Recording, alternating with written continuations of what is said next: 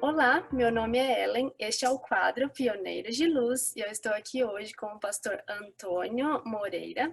Ele vai compartilhar um pouquinho sobre a vida, sobre o ministério e as tantas histórias que ele viveu. Muito obrigado, pastor, por aceitar o nosso convite. Obrigado. Quem agradece sou eu, Ellen. Meu nome completo é Antônio Alberto Guedes Moreira, mas sou mais conhecido por Antônio Moreira. Muito bem. Pastor, nos conte aonde o senhor nasceu e qual foi a data do seu nascimento. Eu nasci em Portugal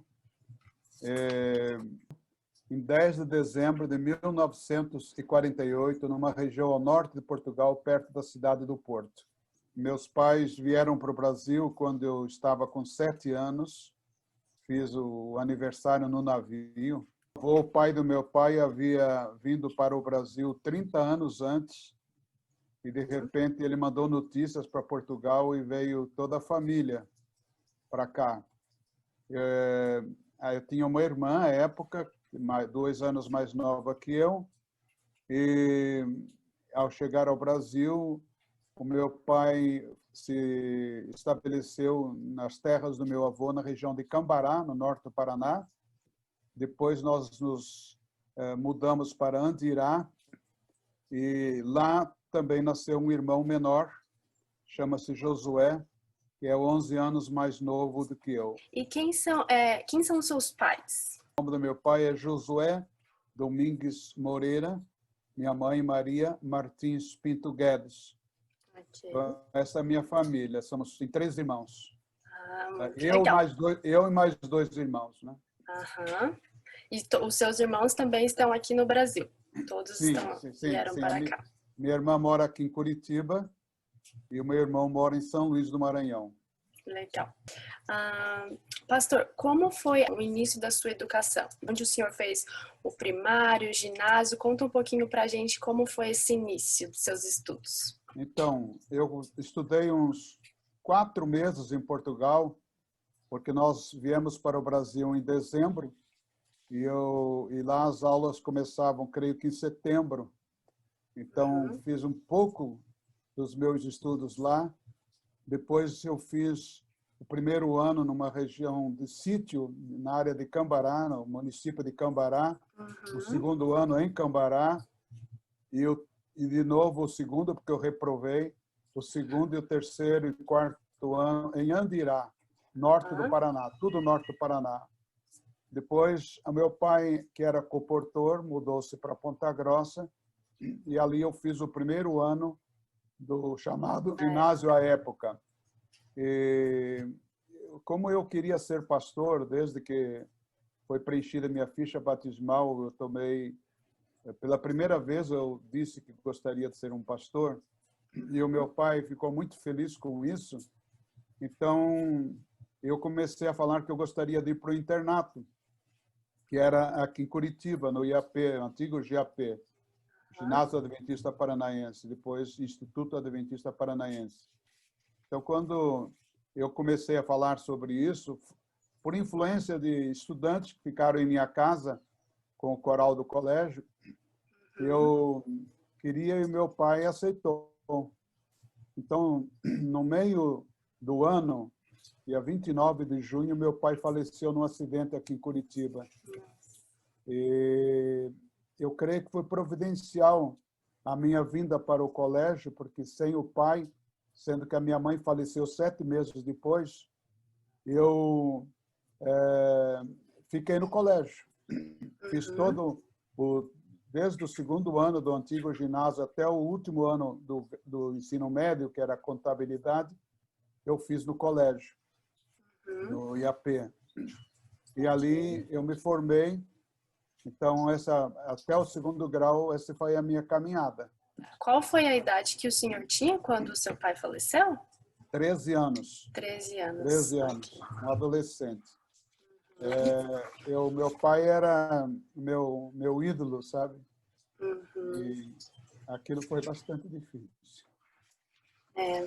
É difícil esses momentos, né? E, pastor, como foi a questão da sua conversão? A sua família era adventista? Houve alguma pessoa que levou a mensagem? O meu pai, ele teve uma conversão diferente.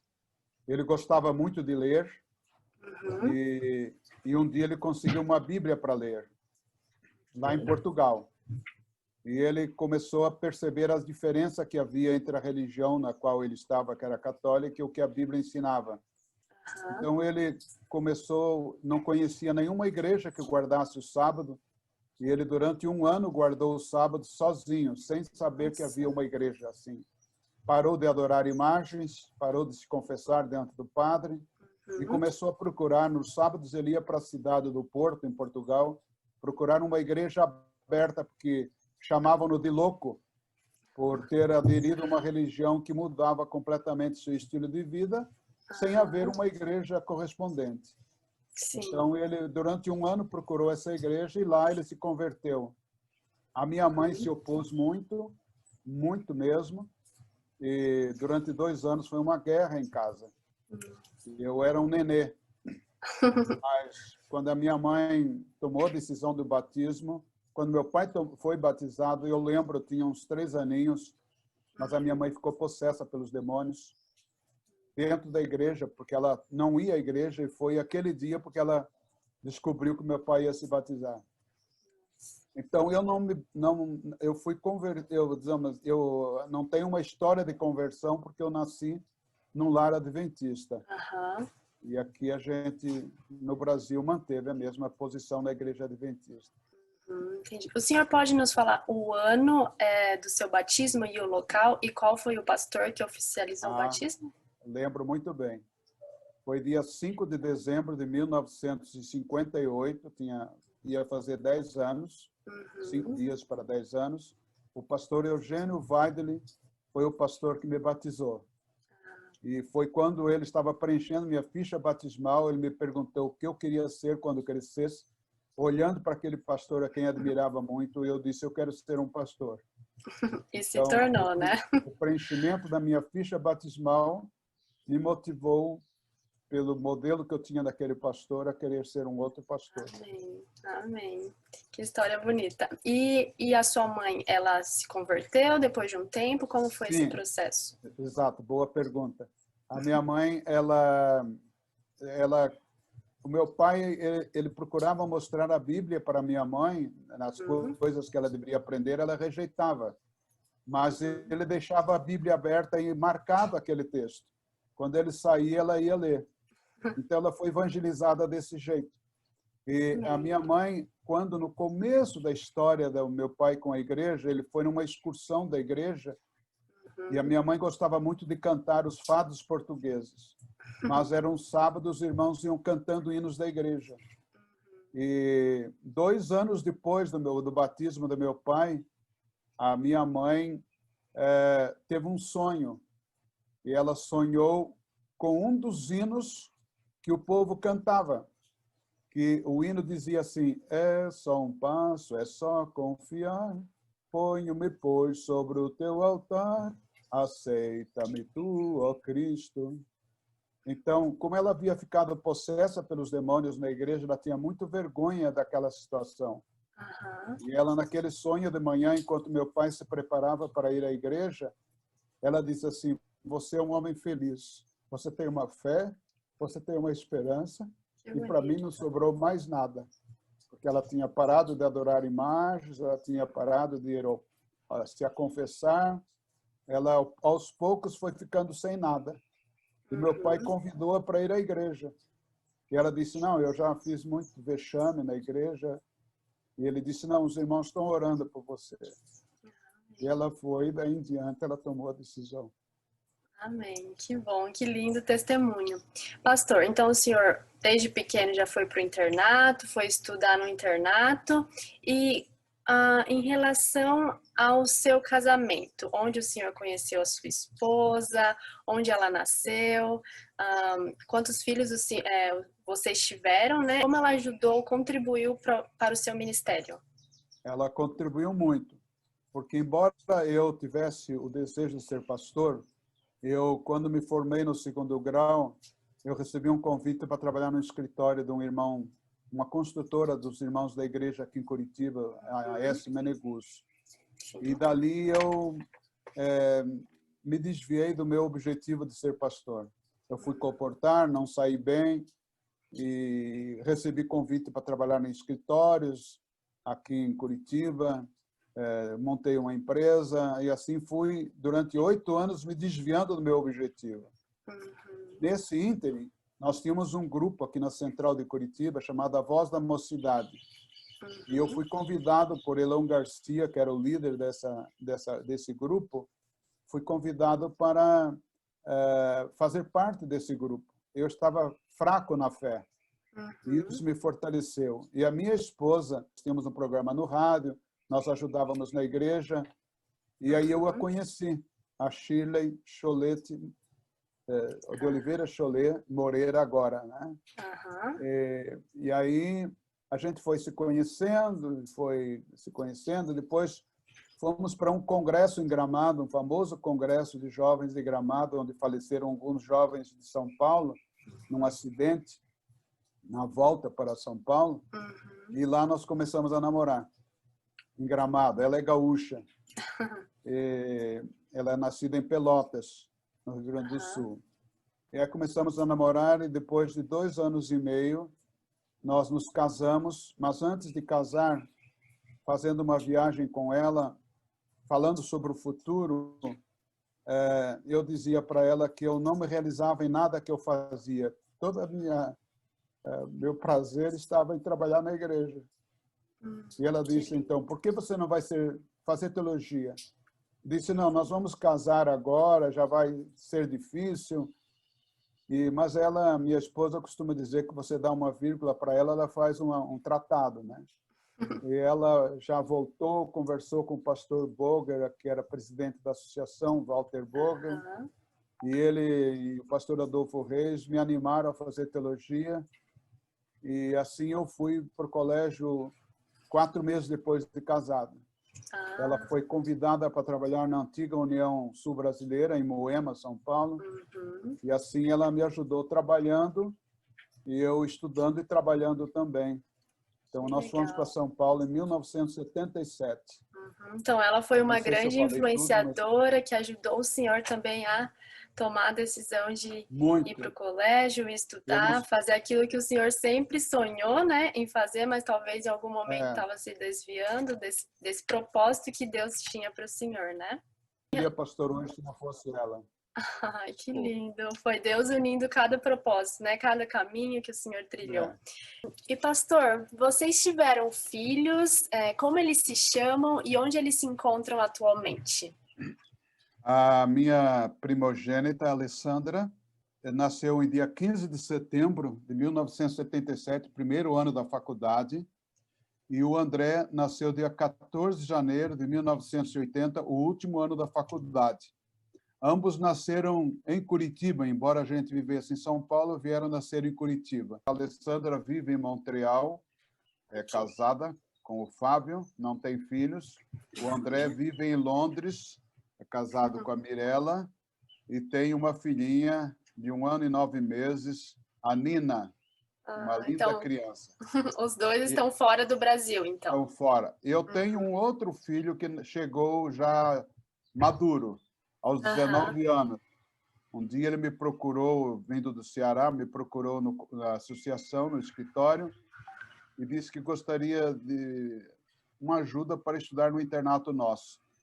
Eu encaminhei ao diretor do IAP, foi para lá, fez a área de contabilidade, isso faz 18 anos, 19 com 18, 37, ele tem 37 agora. E assim ele entrou para a nossa vida. Ele me trata de pai, trata a Chile de mãe, casou-se com a Andréia e tem 2 filhinhas.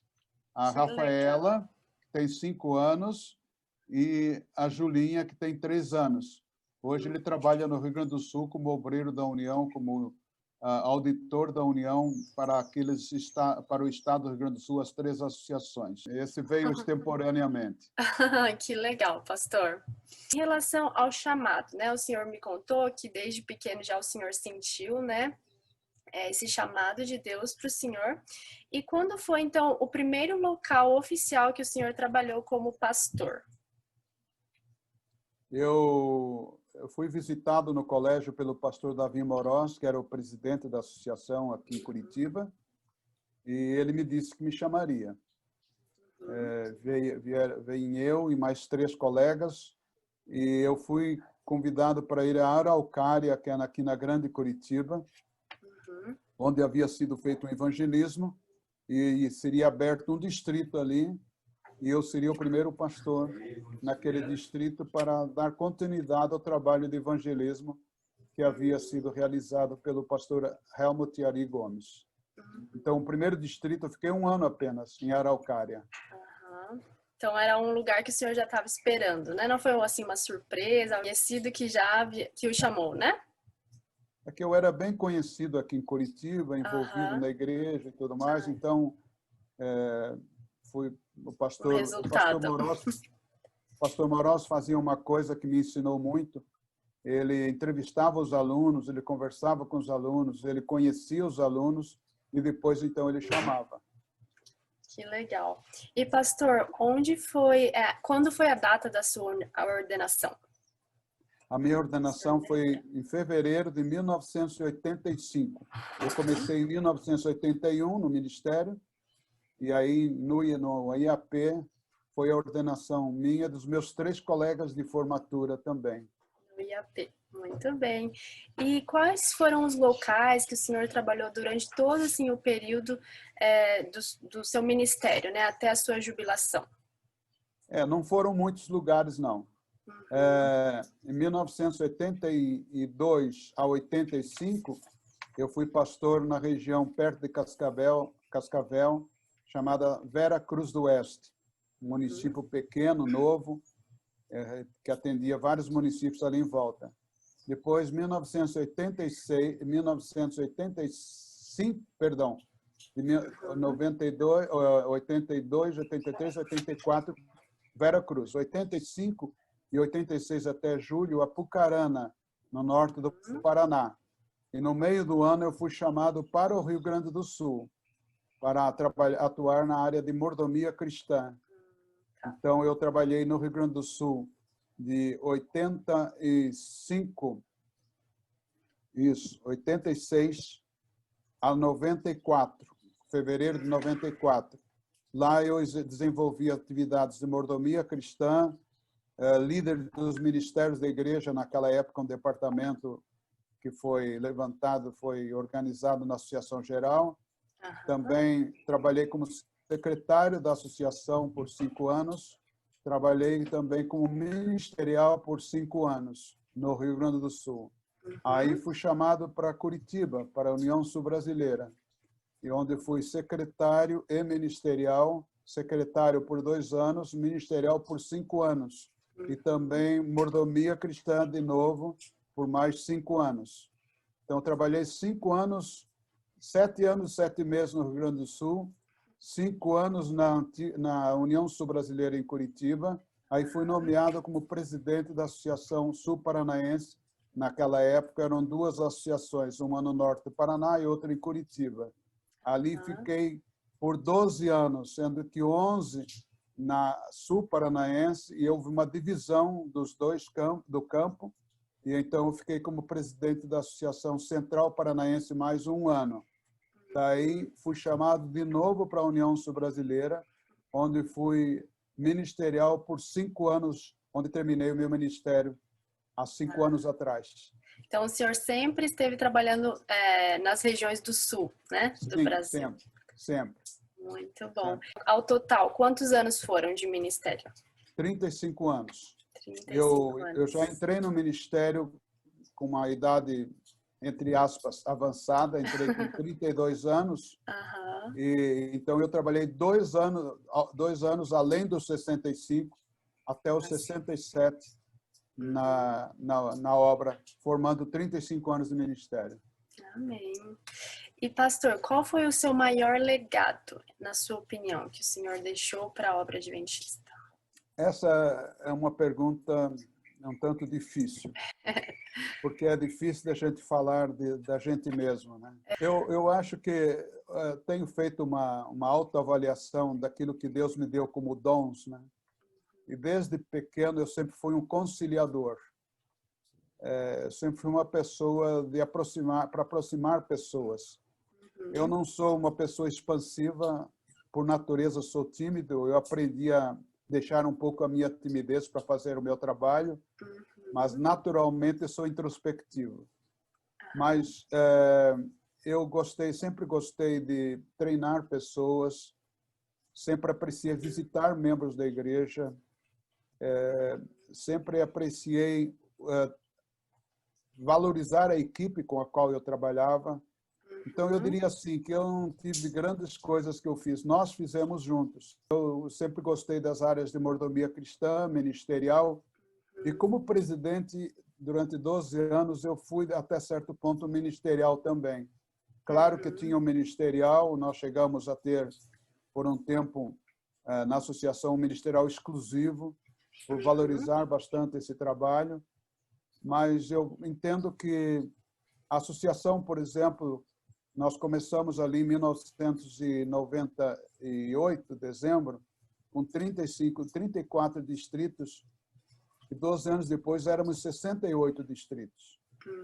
11 anos, porque na divisão, né? Nós tínhamos 4.500 alunos e éramos 10.000 alunos. A igreja prosperou muito, mas não tanto por mim, mas pela equipe que eu tinha, que sempre foi uma boa equipe. E eu, como eu disse, eu aprendi muito isso com o pastor Davi Morós, a cuidar bem das pessoas quem a gente chama, para que elas sejam pessoas que tenham vontade de fazer a obra de Deus, que tenham ânimo para fazer a obra de Deus, que sejam envolvidas. E Deus me deu essa graça de ter muita gente boa ao meu lado. Amém, amém. E pastor, já seguindo com a direção dessa pergunta, como Deus usou para abençoar outras pessoas? Veja só, a gente tem que aprender com as nossas limitações, com os nossos erros. No meu primeiro ano de ministério, eu tenho muitas experiências assim gratificantes, mas uma delas que formatou a minha forma de agir foi no primeiro ano de ministério, logo nos primeiros meses, talvez o terceiro mês de ministério. Eu era pastor, como eu disse, aqui em Araucária, mas atendia também a cidade de Rio Negro. E a cada vez que eu ia à igreja, eu via um senhor muito bem vestido, cabelinho curto. Eu achava que ele era um militar, um coronel, alguma coisa assim. E fui um dia realizar um batismo. Eu não fiz o batismo, fui com alguém, mas que eu era aspirante, mas juntamente com um irmão da igreja numa região desconhecida. Eu nunca havia ido lá, que foi o antigo ginásio adventista paranense chamado Butiá dos Colaços. Ficava a 38 quilômetros de Rio Negro. E fomos para lá. E a pessoa que me conduzia disse que tinha um sobrinho, casado com uma sobrinha, que ele era uma pessoa que tinha uma mágoa com a igreja e que nunca havia se batizado. Para minha surpresa, era aquele senhor todo bem arrumadinho que estava sempre na igreja. E ele diz assim que ele nunca havia sido visitado. Ele não era adventista, e aí não era ainda, agora 30 e poucos anos depois.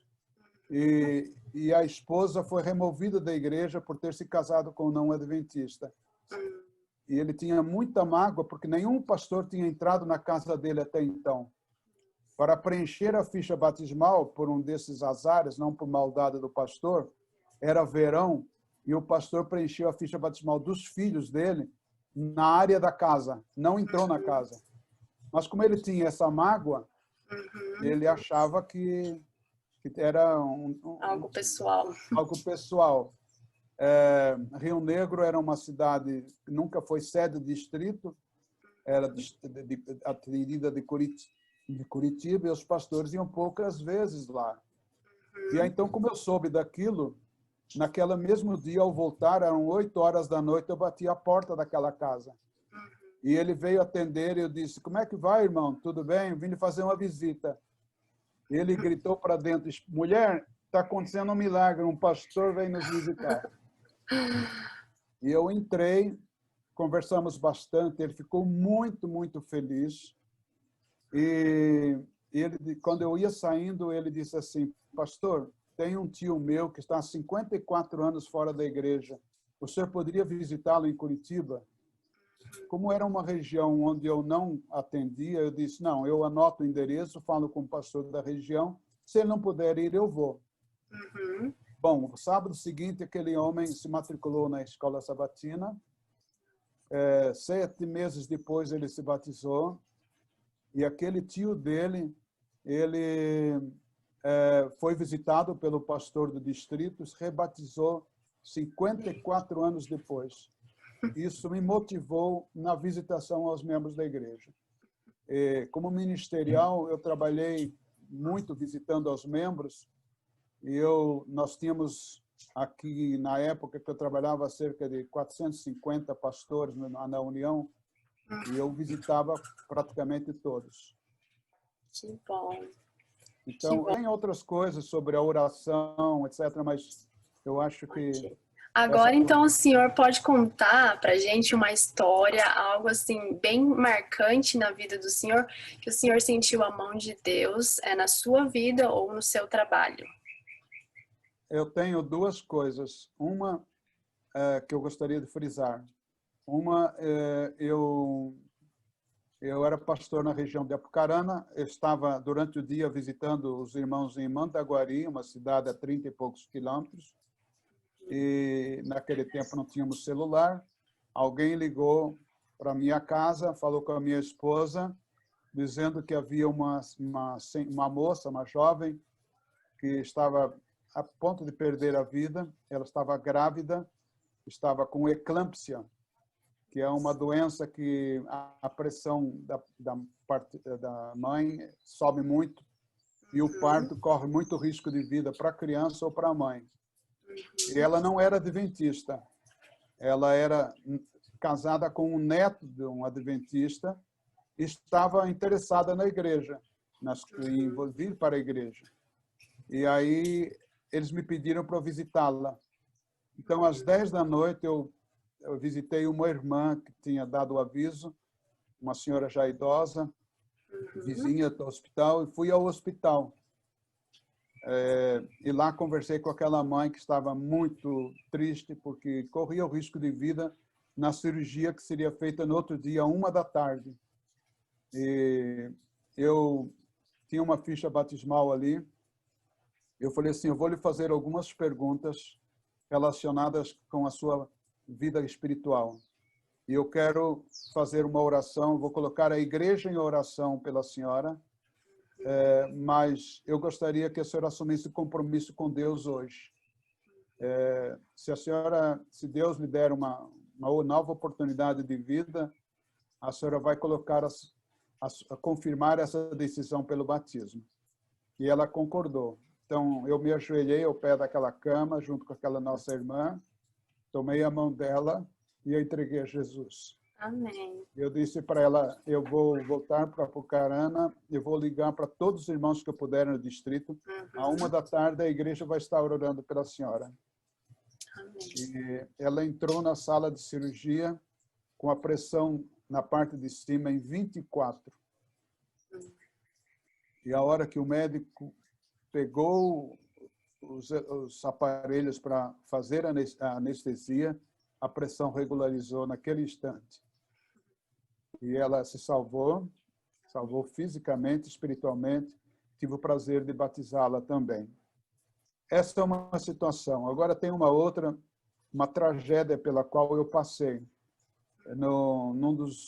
Faltava 1 ano para fechar o meu trabalho no ministério. Eu fiz uma entrevista para a ordenação de um pastor em Maringá, chamado Israel Godoy. Fiz todo o trabalho dentro da associação, a prova teológica, e tomei o carro e voltei para Curitiba. Chegando em Ponta Grossa, houve um acidente, e nesse acidente um carro ficou atravessado na pista. Eu fui o 7º carro que parou por causa daquele acidente. Então, me desviei para o acostamento e, ao passar do lado daquele carro, vi um homem em pé ao lado, com uma roupa fosforescente, e ele fez um sinal com as mãos, como quem diz, o que eu faço? Eu pensei que seria alguém da estrada que precisava de ajuda. Estacionei o meu carro um pouco mais adiante, vim lá e descobri que era o próprio motorista daquele carro, que tinha sido fechado por um outro carro, e o carro ficou atravessado na faixa. Bom, resumindo, eu procurei ajudá-lo, telefonei para a esposa dele, pelo meu telefone, que ele estava sem condições. Outra pessoa estava também tentando ajudar, um outro motorista, e nisso veio um carro a 150 km por hora, correndo na faixa que estava interditada, que os outros carros estavam passando pelo acostamento, era 7 horas da noite, os carros já estavam com pisca ligado, bateu naquele carro, jogou o corpo daquele homem para o outro lado da faixa, que morreu na hora, e me jogou a 15 metros de distância, e eu desmaiei na hora. Eu fraturei o meu corpo em 6 lugares diferentes. Eu fraturei a bacia, fraturei 2 costelas, 6 vértebras, a clavícula, bom, o pé, o joelho. Eu fiquei semi-morto ali. Fui socorrido depois de algum tempo, levado para o hospital e dado por alguns lá no hospital como alguém que estava no fim da vida. Eu fui anestesiado, sedado para fazer os exames, e quando acordei, passou o efeito da sedação, eu sentia muita dor no cóccix, nas costas. E aí eu chamei o enfermeiro, o médico, não sabia quem estava por ali, e pedi ajuda. Eu tive uma prima que faleceu por causa de um acidente naquele mesmo hospital em Ponta Grossa 2 anos antes, sem atendimento. E eu lembrei disso na hora. Eu falei assim, me ajuda, eu estou com muita dor. E ele falou assim, estamos fazendo o nosso melhor, senhor. Eu disse, eu tenho uma prima que morreu aqui por falta de atendimento, eu estou sozinho, sem ninguém, não me deixe morrer. E ele disse, já lhe falei que estamos fazendo o nosso melhor. E naquele instante, eu falei assim, eu só tenho Deus aqui. Então, eu falei, pensei uma coisa maluca a princípio. Eu falei, eu vou orar em voz alta e vou para que esse homem saiba com quem eu estou falando. E eu não fiz uma oração normal. Eu conversei com Deus, eu conversei com Jesus Cristo, eu conversei com o Espírito Santo. Eu conversei com o meu anjo da guarda e pedi que eles não me abandonassem. E eu dormi. Eu saí daquele hospital depois, vim para outro hospital em Curitiba, fiquei 2 dias aqui, fiquei 45 dias numa cama hospitalar, aqui em casa, mas eu não tive mais dor no corpo. E Deus me restabeleceu 45 dias depois do meu acidente, 50 dias, eu estava indo para Porto Alegre realizar uma ordenação. E depois de uma semana disto, eu viajei de carro para Ponta Grossa para outra ordenação. E visitei a viúva daquele senhor que morreu. E tenho amizade com ela até hoje, me comunico com ela e mando mensagens para ela. Ela é uma evangélica. Amém, pastor. Que história, nossa, que história emocionante, né? O senhor foi lá tentar ajudar, né? Não fazia parte do acidente e tudo isso aconteceu, mas é a prova viva, né? Que Deus está sempre conosco e ouviu a oração do senhor e tinha um propósito, né? Para a vida do senhor, ajudando as outras pessoas. Você falou uma coisa muito importante. Eu entendo que eu tenho 3 datas de aniversário. Primeira, 10 de dezembro, nasci em 1948, essa é a data oficial. Tenho também a data do batismo, dia 5 de dezembro de 1958. E tenho uma terceira data, está relacionada com um acidente. Esta data seria dia 18 de setembro de 2014, quando Deus me deu uma segunda vida. E por isso, desde então, estou vivendo em tempo emprestado e eu tenho procurado agradecer a Deus por isso. Amém. Pastor, em relação ao seu ministério, assim, em poucas palavras, o senhor teve alguma pessoa, algum conselheiro que sempre foi um exemplo para o senhor, que o ajudou em momentos difíceis? Olha, eu sou, como eu disse, até certo ponto tímido. Claro que a gente sempre tem amigos, né? Eu anotei aqui algumas pessoas que me ajudaram ao longo da vida, né? Eu sempre lembro do meu pai. Meu pai, como eu disse, era o meu ídolo. Meu pai era comportor, morreu na comportagem aqui em Curitiba, num acidente também. E o meu pai era o meu modelo. Eu, durante a vida, muitas vezes senti falta dele como conselheiro. Além disso, eu tive um outro pastor que foi o meu modelo. Foi meu professor de ensino religioso no internato, pastor também, o pastor Siegfried Hoffmann. Eu copiava todos os sermões dele. E ele modelou muito a minha forma de ser. Eu também tive vários colegas de ministério que me ajudaram muito. O pastor Davi Moroz, meu presidente, o pastor Rodolfo Gorski, que também é meu presidente. E tenho ainda no presidente da União atual, o pastor Marton Lopes, um companheiro com o qual eu trabalhei no Rio Grande do Sul.